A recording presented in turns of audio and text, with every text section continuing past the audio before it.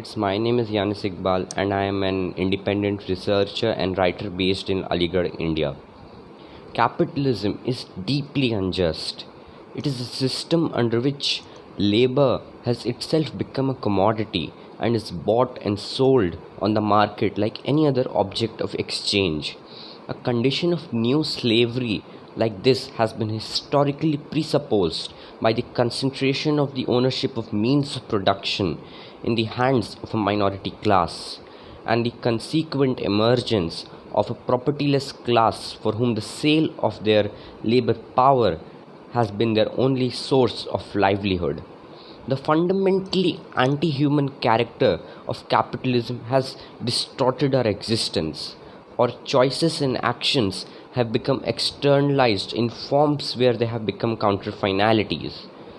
The consequences of our acts always end up escaping us. Jean Paul Sartre writes, since every concerted enterprise, as soon as it is realized, enters into relations with the entire universe, and since the infinite multitude of relations go beyond our intention.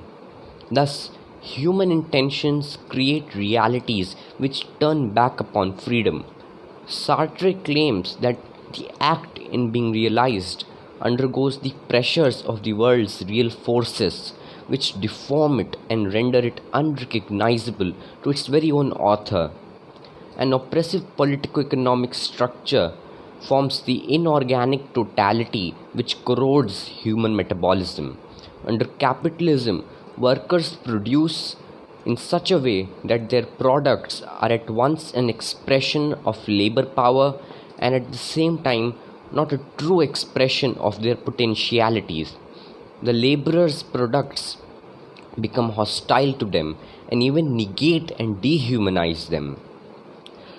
In Foundations of the Critique of Political Economy, Karl Marx writes, the social character of activity as well as the social form of the product and the share of individuals in production appear as something alien and objective, confronting the individuals not as their relation to one another, but as their subordination to relations which subsist independently of them and which arise out of collisions between mutually indifferent individuals.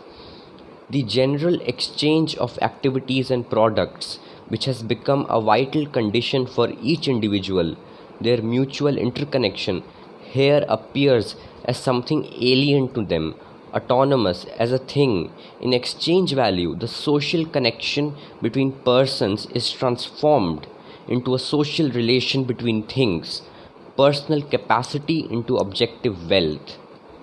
So, from Marx's text, we can understand that the basis for the compartmentalization of human individuality into a collection of discrete things is provided by the existence of private property and uncontrolled profit impulses.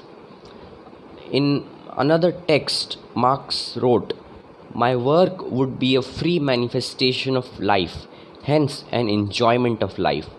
Presupposing private property, my work is an alienation of life, for I work in order to live, in order to obtain for myself the means of life.